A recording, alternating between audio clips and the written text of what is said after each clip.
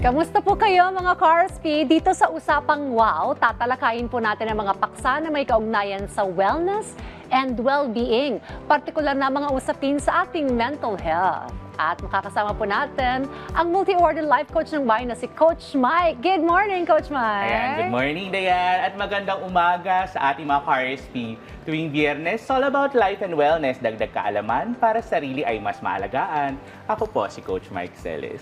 Pagkilala po sa mga personal saboteurs o yung self-sabotaging beliefs at behaviors. Yan po ang ating tatalakayin ngayong araw. Yes, Dayan. Kaya naman bibigyan linaw natin sa pamamagitan ng wow kung agree or kung disagree tayo sa mga popular na myth or opinion na may kaugnayan sa mga personal saboteurs. At kasama pa rin po natin ating RSP Barkada at syempre kasama si Teacher Pauline. Yan, para sumagot rin kung wow o aw. Ito, simulan na natin sa myth number 1. Ito, ang pagiging perfectionist ay nakakatulong sa success ng isang tao. RSP Barkada, wow o aw? Ano sa tingin ninyo? Okay, so dalawang wow, dalawang aw. Actually, feeling ko, mag-wow din ako dito. Ano ba? I don't know if it's correct, but Coach Mike. Sige, tingnan natin, no? Mga Carsp, lumabas rin tayo ng ating himpilan at nagtanong tayo sa ating kawaw. Aw po. Kasi po, pag ang isang tao perfectionist siya, parang magiging disadvantage niya yun po. Kasi po, kumbaga, kahit konting bagay na makikita niya is, kapag, for example, nakakatulong sa iba, pero sa kanya, parang mali po yun. Kumbaga, kahit sa konting bagay na papansin niya po. Okay, yan po si Kevin Inferido, Coach Mike. Hati ang mga tao. Oo, ito. Ako naman, ang sagot ko ay, may tinatawag tayong saboteur na stickler. So, Okay. ito yung parang, it's never enough. Diba? Oo. Yung parang kailangan sobrang perfect para magkaroon tayo ng fulfillment. However, what we don't realize is that kapag perfectionist ka at hindi ka tumitigil, di ba? Oo. Dahil ini-expect mo lahat ay magiging maayos in the way that you actually want it to, it hinders your progress. Hindi ka makaka-move forward di ba? So to some extent, dapat you should realize that your best will always be more than enough. Okay. Kasi minsan naman iniisip ko, parang you're striving for excellence if you're striving for perfection. However, Dayan, yes, that is correct.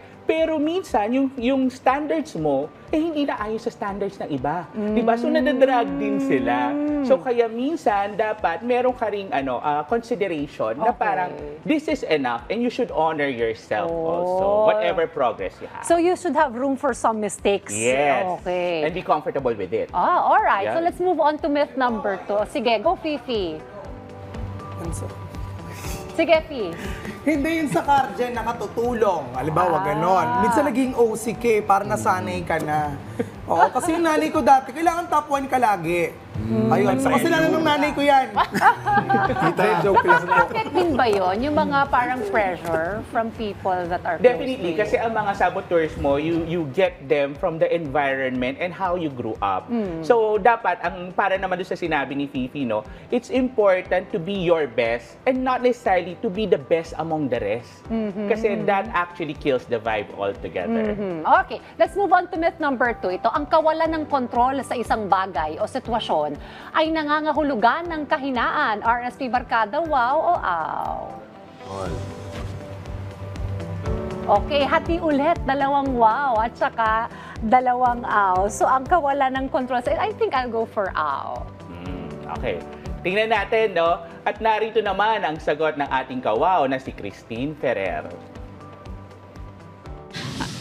Bilang tao po, dapat po, control mo po yung galit mo, yung kung anong emosyon mo. Kasi, kunyari po, sa isang bagay, sa magkarelasyon, kung hindi mo po control yung sarili mo, pwede po magkasakitan kayo, ganyan. Para sa akin po, kahinaan po. Kasi hindi mo po kayang kontrolin yung sarili mo.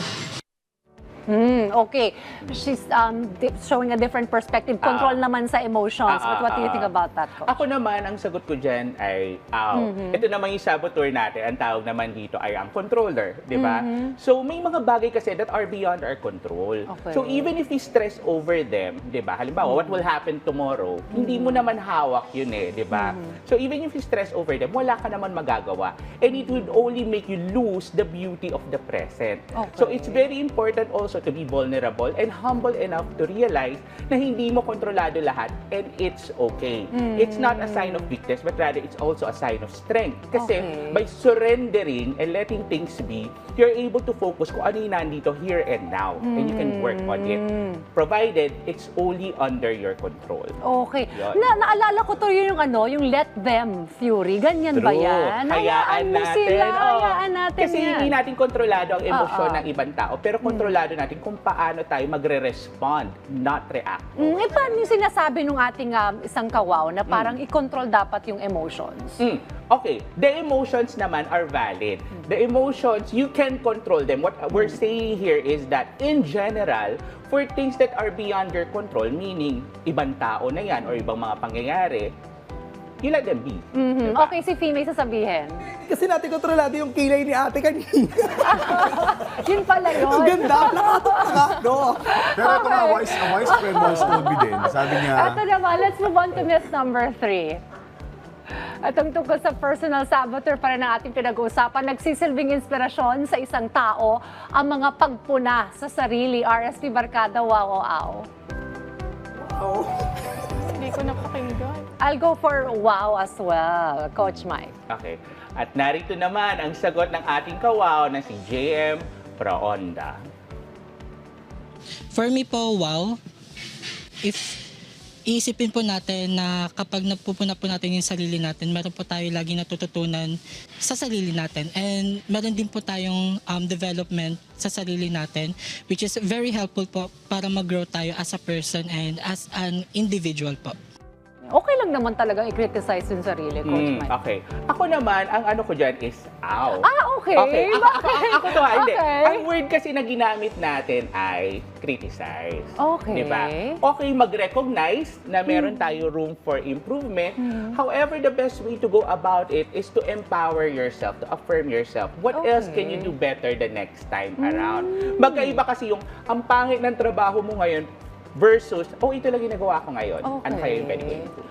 Okay, Yun. so parang connected siya dun sa first myth. Na because you're too perfectionist. Perfectionist, the judge naman kasi to. So, Okay. judger, di ba? Gina-judge natin yung sarili natin. Okay. However, every time that we judge ourselves and we belittle ourselves, while some sa una, makakatulong yun kasi parang go, nanggigigil ako, di ba? Parang kaya kong gawin to.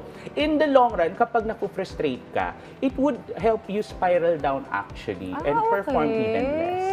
So pag mayroon akong parang hindi magandang ginawa or tingin ko, parang hindi okay, kulang pa. What should I tell myself? So, dapat acknowledge mo lang muna, okay, parang may kulang. Okay. However, I can do better by, di ba? Dudugtungan mo lagi. It doesn't end lang na parang may kulang period or hindi ako magaling. Okay. Dapat meron ka resolution lagi. Sa kailangan may follow up. Yes. Okay. Yun. Pagpuna, bilang ang sagot naman natin ay wow, hindi natutunan kundi natutuhan. Ayan. Agree si teacher. Si teacher Pauline sa'yo. Well, maraming salamat sa ating RSP Barkada. Teacher Pauline, thank you for joining us. At syempre sa ating multi-awarded life coach ng bayan, Coach Mike Celes. Pero marami pa pala yung mga personal saboteur. 10 sila yan. magbabarkada. Magbabarkada. 3 pa lang yan, teacher Oo, pala. susunod. Pero siguro maganda na alam natin itong mga Yes. ito para maiwasan. Thanks, Coach Mike. At sa ating po mga RSP, lagi po nating tandaan na gawing wow ang ating buhay. Pag may huwag baliwalain dahil our wellness and well-being, especially our mental health, matter.